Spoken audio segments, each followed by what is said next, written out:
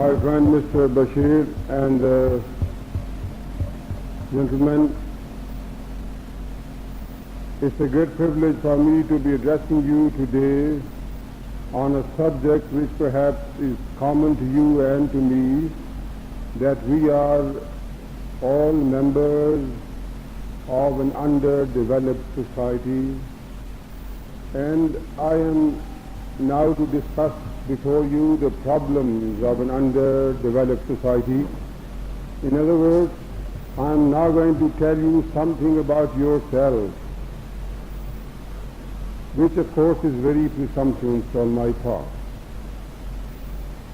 But before I started with my subject, I should like to thank the chairman for all the good things that he has said about me. Perhaps my exterior appearance would belie a lot of what he has said when he mentioned that I am a responsible officer of the government of Pakistan, but I don't look like that anyhow. If I met you outside the hotel, you will perhaps consider me as one of the coolies of Pakistan.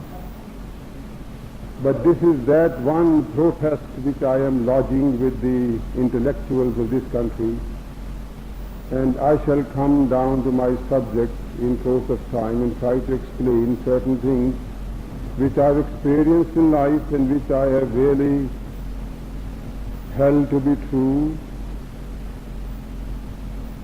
My talk is going to be something more of subjective than objective narration. I'm not going to take you into any long theories of economic development, but there is umpteen of literature to read on the subject. There are very brilliant economists both here and abroad who have written about the problems of the underdeveloped societies. Most of them make lots of proposals, suggestions, something like the increase of national income, per capita income, saving, capital formation, fiscal monetary policies, taxation, all sorts of things that I can give to you in economic vocabulary. There are so many things which you perhaps know better than I do. But I will not go into these niceties of the economic discussions. I am going to take you along to a new way of thinking.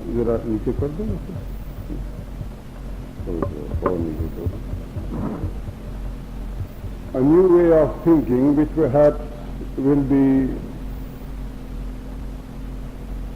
illustrated by my own experiences as an officer in the government. I've had the rare privilege of working with the people in various places, both in Bombay Presidency, in Sindh province, and in the Punjab province. And I think I would be able to talk to you with greater confidence as you coming from the business community largely know the people more closely than our official class will do, because you have more dealings with the people and you know their pulse better than anyone else would do. Now, my experience has given me some indications about the problems of the underdeveloped people. Now, before I went on, I must say that only lately we were known as backward people in the vocabulary of the Western nations. They called us backward. Then they have elevated us to the rank of underdeveloped. And we have started calling ourselves underdeveloped, thereby accepting many implications like an underdeveloped child who is mentally underdeveloped or physically underdeveloped man. Of course, in our understanding we mean economically underdeveloped, but it also has lots of repercussions on the psychology of the people when we say we are underdeveloped. I would rather say that we are exploited people, not underdeveloped. And the real name of these nations should be the exploited nations. It is just the verbal jugglery or some enchantment of words that you call an apple a banana and a banana an apple. It is just giving some name to a thing and trying to change its meaning, but the fact remains that we are the oppressed nations, the exploited nations, the subjugated nations, and have passed through a terrible process of colonialism, of historical tragedies, which I don't want to mention to you here what happened in the recent past and in the long past, because that is a very long subject. But I feel that we are developed, fully developed, and by all standards, that my travels, I have taken 2 travels all over the world at my own cost, with my own money, and out of my own leave period. And in those travels, 1950 and 1957, each time 1 year, I gave to myself. I traveled to the United States of India, United States of America, and then to Europe and the Middle Eastern countries. And the more I traveled, the greater conviction I got that our people, by all standards, are very well developed. Everything is the finest thing about us. I used to compare the moral standards, the brotherhood feeling, the human relations in my country, and I compared with the situation I noticed in those countries. I used to feel very proud that I belong to Pakistan. And I tell you that it is the present shape of mine is the result of that confidence that I gained during my travels. Once I regained confidence, it was not necessary for me to look like a foreigner in my country then. So I said, why do I have to look like a foreigner in Pakistan? People said, well, look, if you don't look like a foreigner, you will not be respected by your own people, and they will always look askance at you.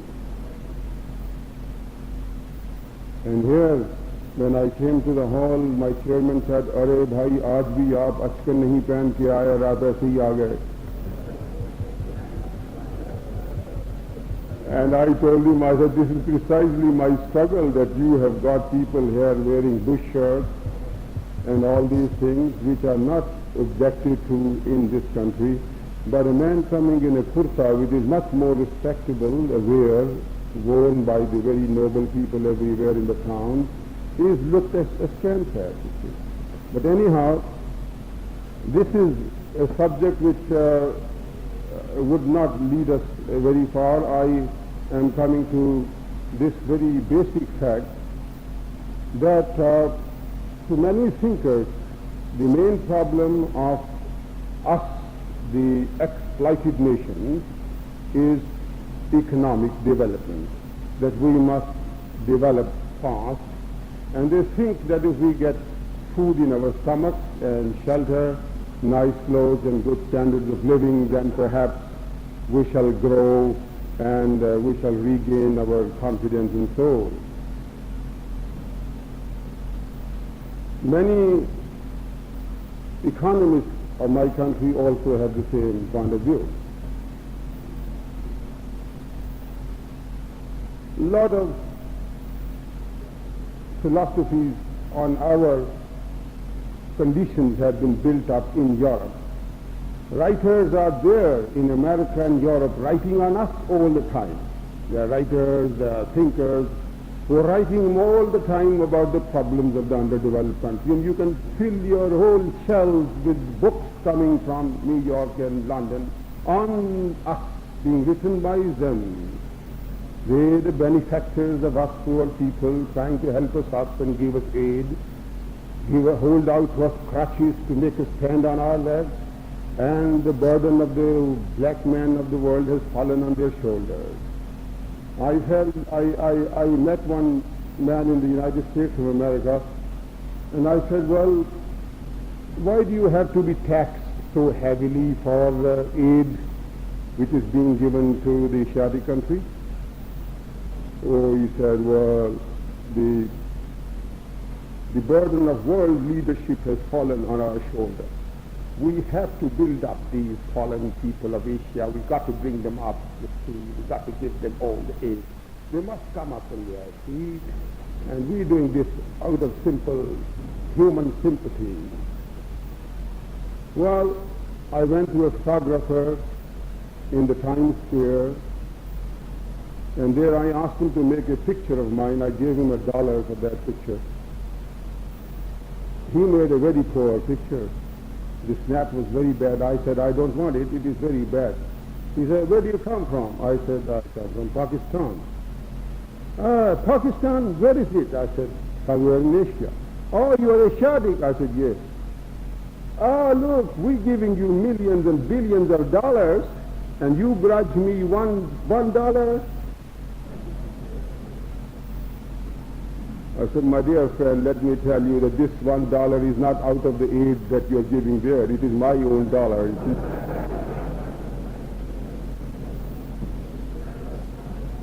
But that is the burden which has fallen on them, and they are writing about us. But looking at history in retrospect, you see, there is a different story, which is a very long story. But gentlemen, I feel that in the broader analysis, every exploited nation is searching for its soul. We are all searching for our soul. And unless we regain our soul, we shall not be able to move forward. We shall always be imitating, borrowing, and not doing anything original or creative. It is that one historic lesson which one has to learn from the study of the history of the nation. We have many examples in the world history. I'll give you one or two instances very hurriedly because I know the time limitation. Germany in the 18th century was caught in a terrible grip of inferiority complex. In the German schools and colleges, French was taught.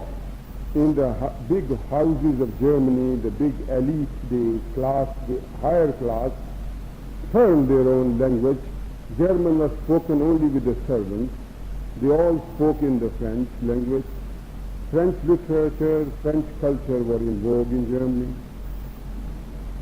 And Germans themselves hated their language and culture.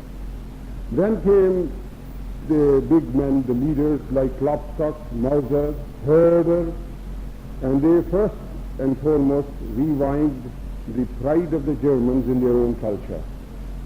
And Gottfried Herder, in one of the speeches, I remember one sentence of his, he says, you Germans, if you hated your own language and your own culture, you shall have no destiny before you. And when you read his speeches, you will be simply surprised that he is talking in that language to the German people. Well, along with the revival of the soul of Germany came the reconstruction of the technological progress of Germany and their scientific advance, until it came to a stage when they challenged the entire world and they had the First World War. In the First World War, Germany was defeated, and the fallen Germans, once again, by virtue of their defeat, lost their pride and lost their confidence. Then came Hitler. If you read the speeches of Hitler, you will find many, many such words. Oh, we, the Germans, of the highest people, the greatest people, the mightiest race in the world. And he did nothing but glorify the Germans. and he raised their confidence. I talked to several Germans, and they said the one thing that Hitler did was to raise the confidence of the fallen people and give them a sense of self-respect again. So Hitler picked up the Germans again and made them fight the Second World War. I give you an example from the British history. When the British nation was caught in a terrible state of frustration in the 16th century, which culminated in the execution of Charles I. The big king was executed, beheaded. Now Cromwell picks up the fallen, frustrated Britons, and in one of the speeches I read, Cromwell addresses the people, says, "Oh, you British people, God Almighty has chosen you to spread the gospel of truth all over the world. You have been chosen by God Almighty." Cromwell is speaking to the people. Likewise, the great writers of that age all boosted the morale of the people. So one can see that in the development of the fallen people, it is most essential that their fallen pride, fallen confidence must be reconstructed.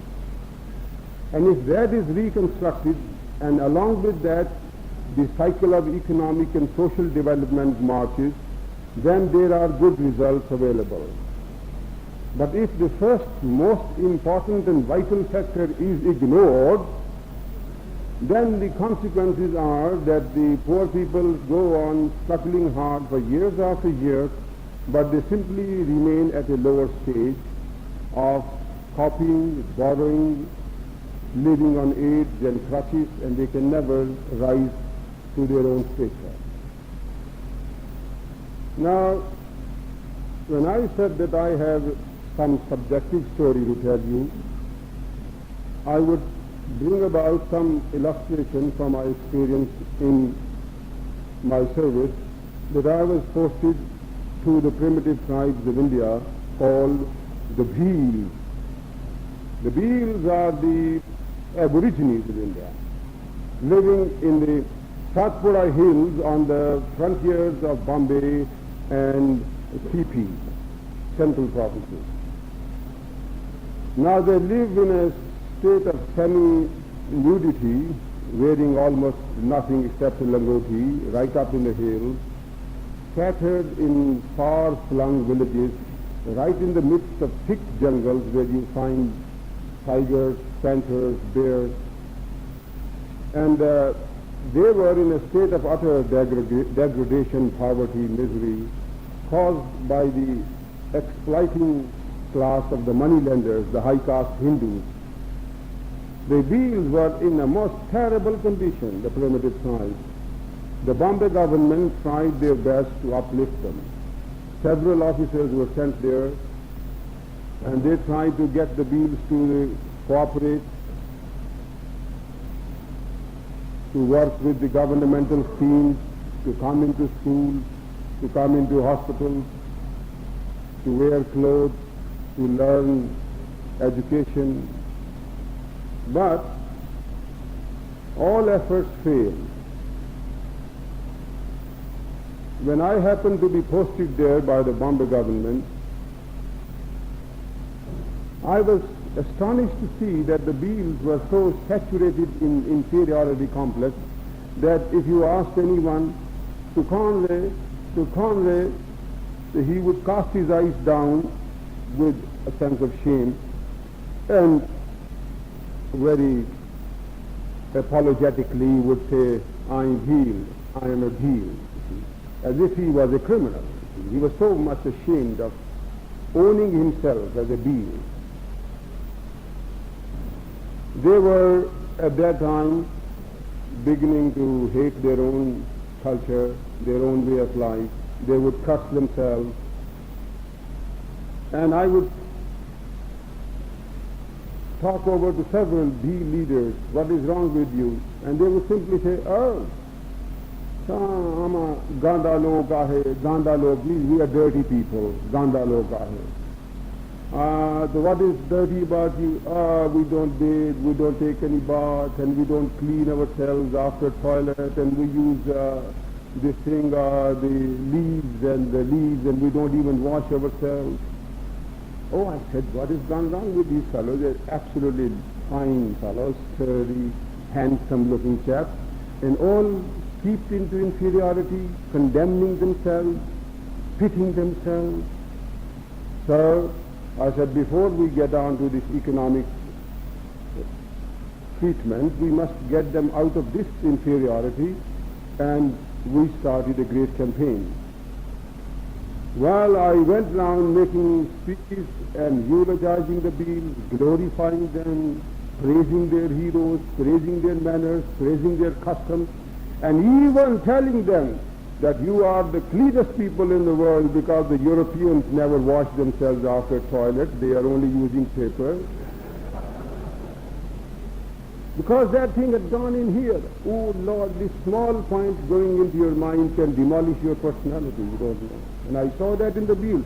And the high caste Hindu had dinned it into their minds that you are dirty people, and they had accepted that verdict. So I got it out of their mind that they are no longer dirty, and I told them that those who wash themselves are the dirtiest people, and those who use this toilet paper and leaves, they are the cleanest people. And the Beals would brighten up with hope. They say, oh Lord, He has taken us out of that feeling of dirt and squalor in which we were all steeped. And I tell you, it is an experience that I learned there.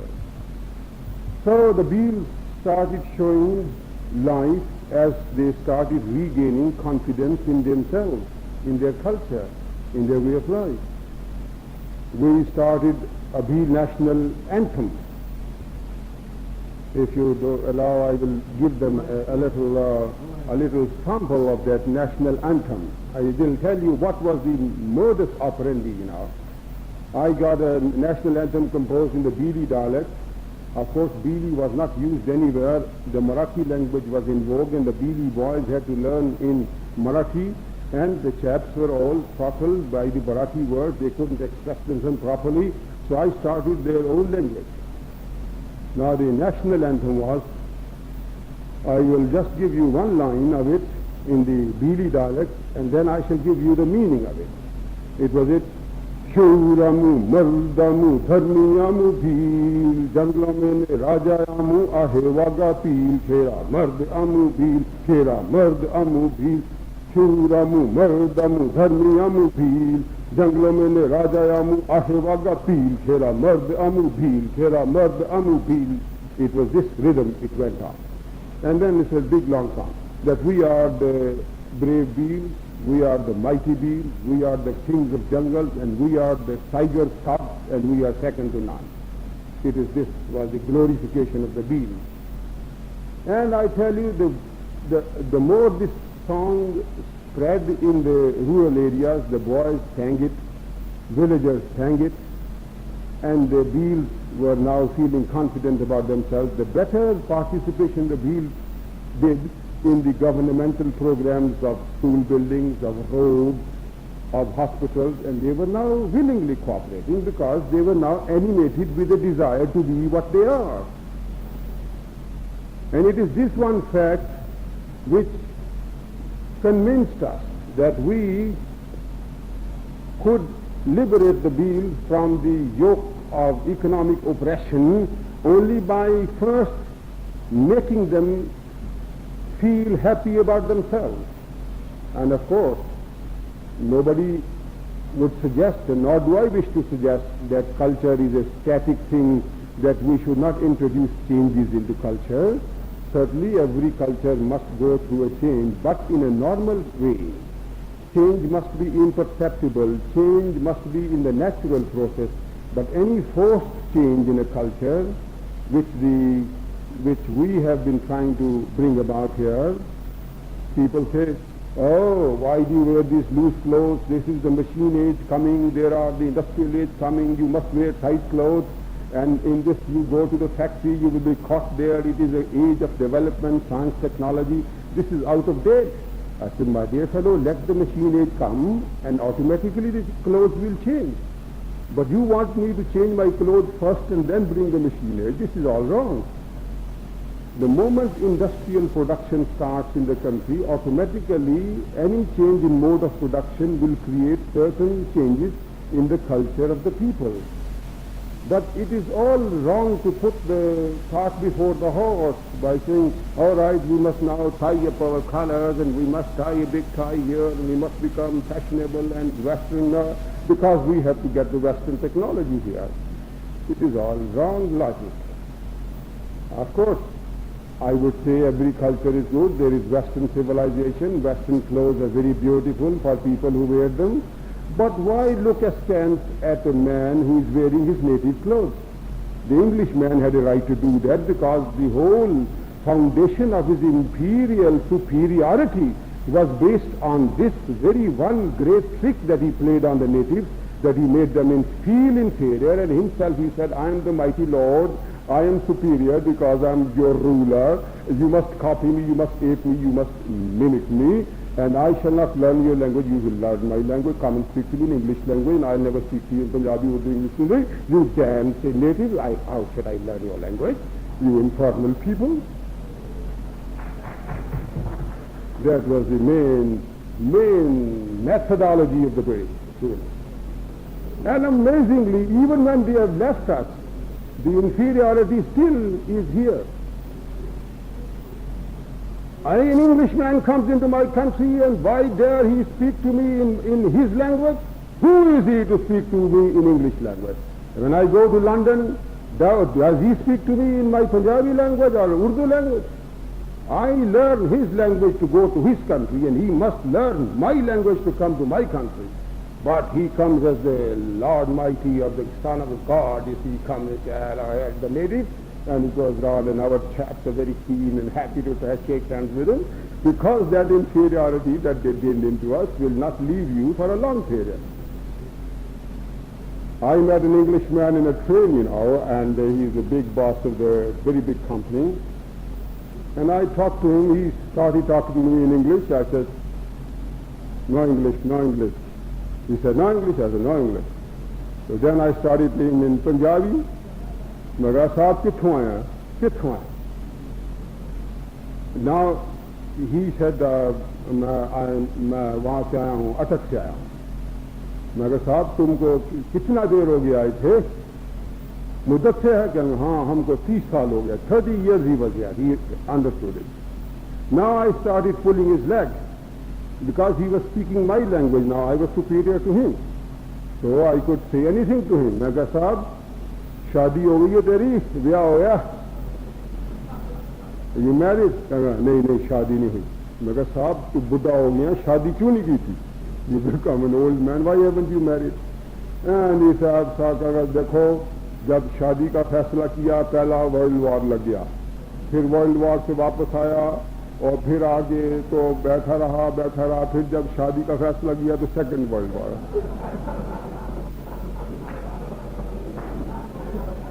तो मैंने कहा साहब अब तीसरी दफा फैसला न करना.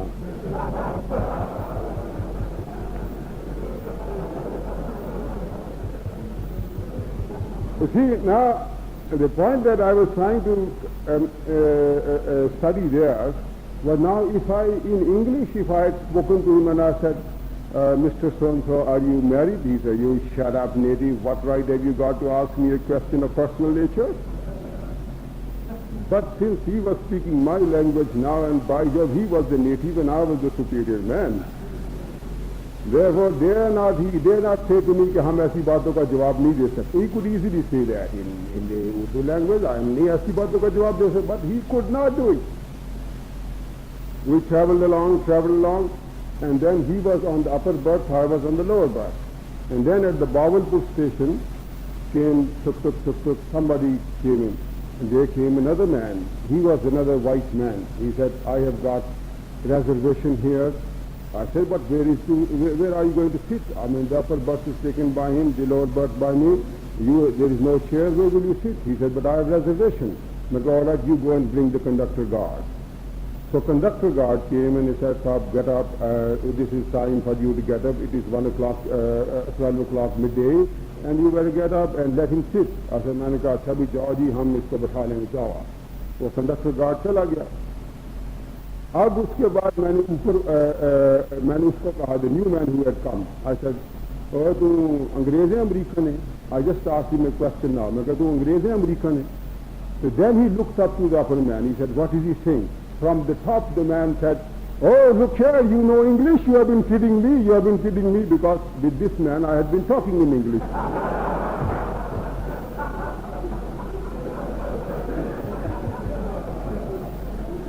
And I said to him, Saab, thoda, bilkul thoda. Then he said, oh, he wants to know whether you are an Englishman or an American. Now he became my interpreter, the top man. And he said, I am a German, and I'm coming from Australia, neither English nor American. So then from the bottom I said, Saab, इसको बोल दो कि हम थका हुआ है, हम नहीं उठेगा जब तक मुल्तान नहीं आएगा. वो नीचे हमारा बिस्तरा पड़ा, उसके ऊपर बैठ जाइए, हम अभी तक सोएगा. Now you see the fear that these both people had against me, because they were now the natives, I am the superior man. He quietly said to him, he says he won't get up until Multan, and you better sit on that bedding, and he will vacate it up. So for 2 hours he was sitting there until I got up at Multan. None of them could say that you damn it, get up, and you give him the seat. If I had been talking to them in English, they would have kicked me out long ago. So another thing happened on the way. Then you see, when the bearer of the Spencer company came to pick up those utensils, and he saw this new man sitting down there, he said, Saab, he told me, Saab, वो गोरे आदमी ने अंग्रेज में किसी नीचे जमीन से बैठा देता. मैं कहा जा तेरा मामा लगता है. So he cleared out.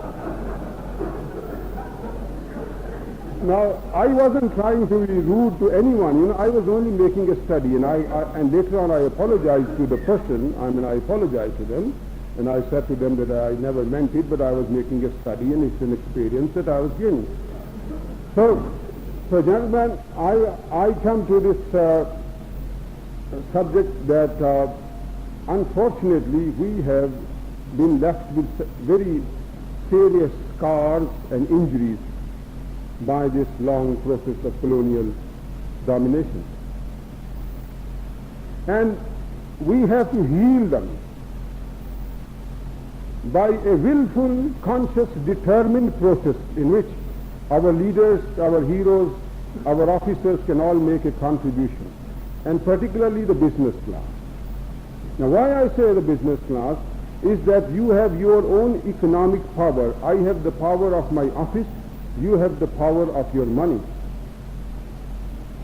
Now in Bombay I found that the business class, the Bombay business walas, the Birlas, the Sethiyas, all going about in dhotis and one long shirt and dhoti, coming to the Taj Mahal in dhotis, dancing in dhotis, Taj Mahal of Bombay now. And no man there ever said that this dhoti of mine is bad, although it is semi-nude, It is much worse than my salwar, but it is a dhoti.